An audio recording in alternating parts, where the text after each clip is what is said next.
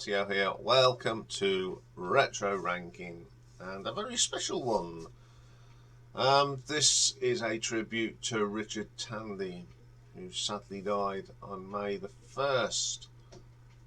Now, Richard Tandy, of course, was the keyboard player with ELO for many, many years. He also worked with Jeff Lynne after ELO had finished. He worked on some of the new ELO stuff that Jeff was doing. It's always a sort of his right-hand man. He was part of Armchair Theatre. He played on that. He played on Dave Edmunds' Information that Jeff produced. He was a good guitar player as well, and he did the backing vocals. He was, of course, inducted into the Rock and Roll Hall of Fame in 2017 as a member of ELO. And on his passing, Jeff Lynne posted a tribute later that on the day saying to him as a remarkable musician and friend. So I've chosen some tracks that I thought Richard sort of shone on, added an interesting piece to it, and I had fun listening to this. Got a rough idea what tracks I was going to pick, so I put myself to a playlist eventually, and it was lovely. And I listened to all these under the headphones because you need to listen for Richard. So here we go. Here's my little tribute to a fantastic keyboard player. I did see him play with ELO, so I was quite pleased about that. So coming in at number 10, we go to my favourite ELO album, Out of the Blue. As you know, 1977, and it's a little track called Believe Me Now. Now, although this is dominated by the cellos, if you really listen to it, and you listen to it under the headphones, you hear this little bit of piano, which is moody, and I think it sets the tone of this. It's just a wonderful piece of piano, and then towards the end you get this little synthesizer bit to end it. I think it's a terrific little track. Anyway, but I think Richard on here, there's just something about it. It gives it the depth, and it accompanies them cellos so well, that piano piece. Wonderful little track to start us off. Okay, coming in at number 9, we go to the year 1980. And this was a number 1 UK. It's from a film, and it also had Olivia Newton-John. So we're talking Xanadu. This is Richard at his best. Some lovely keyboard runs throughout this track. And his little off-key piano bit as well. It really is Richard having some fun here. He was an intricate part of this sound, that especially when they went more keyboardy, and this is really good. I do like this track. Okay, coming in at number 8. Now this is a single, and it was from the Time album from 1981, and this song Twilight got to number 30. I mean, the Time album is, I think, probably Richard's greatest piece of work that he did with ELO, because it was more keyboarding orientated because of the 80s. But this, the start of this, that keyboard is absolutely brilliant, and then you get Bev coming in on the drums, and then you get halfway through you get that piano piece as well. Really good track. Absolutely top draw ELO for me, that one is. Okay, coming in at number 7, go to when the sound really did change. We're going to 1986, and a single called Calling America. Now, I actually saw ELO on this tour, and they were great. Now, I love Calling America. Again, it's just it's Richard's great keyboard bits. He does some backing vocals on this, but it's for his playing the old keyboards, especially the bit behind the guitar solo from Jeff. He sort of complements Jeff's guitar playing, and it really adds something to this track. Great track, Call in America. Okay, number 6. We now go back to the Time album, and they released a double A side on here, and one side was Ticket to the Moon. The piano on this is wonderful. I love this track.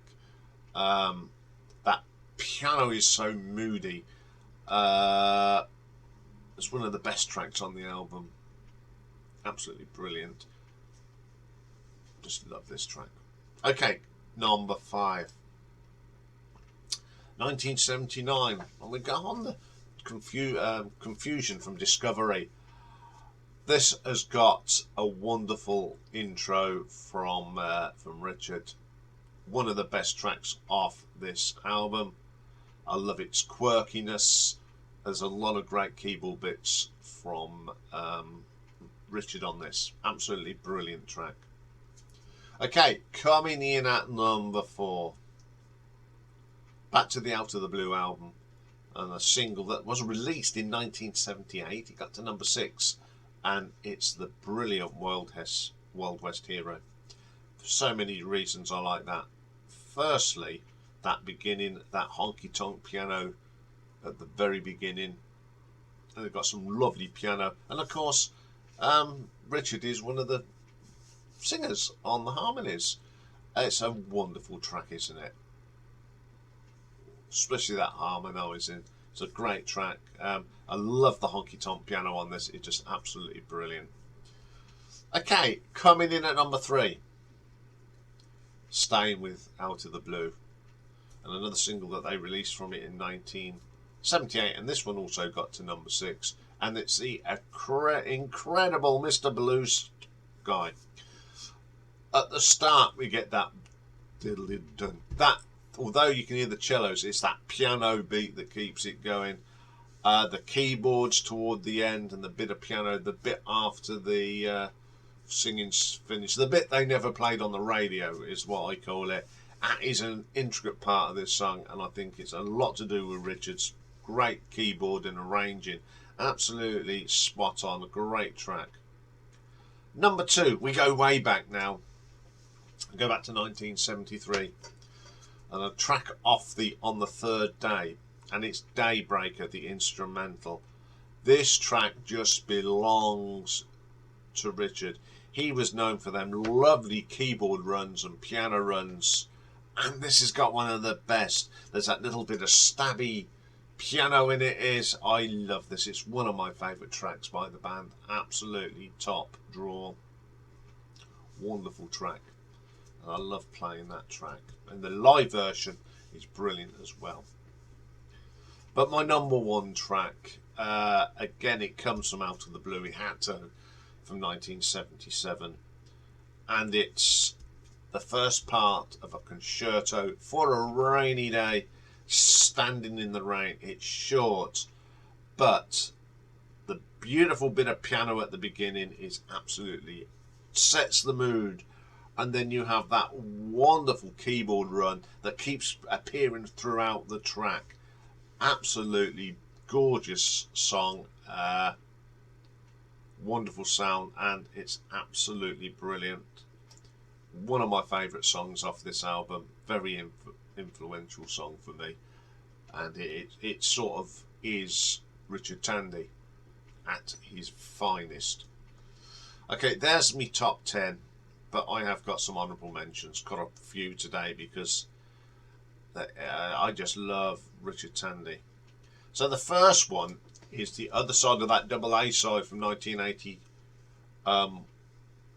One single. And this is Here Is the News.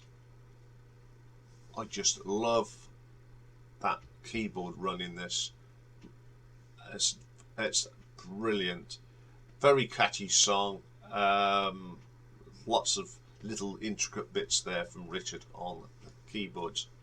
Okay, my next one, we're going to go away from ELO for a minute, and we're going to go back to 1968. And he played on a #1 song from that year. And I don't know how many people know that. The piano player on the Moves' Blackberry Way is the one and only Mr. Richard Tandy. And I love this track. I've got Roy on it as well. It's just a classic, isn't it? I love Blackberry Way. Okay, I'm afraid we've got to go back to the Out of the Blue album. And a track, an instrumental called The Whale. Again, this is just magnificent keyboard work from Richard. Lots of lovely sequencing and keyboard bits. I love listening to this. Wonderful. I mean, what adds to it as well, you got Mick and the cello, Hugh McDowell. I can't think of the other name of the other guy. Adding to it as well. It's wonderfully put together.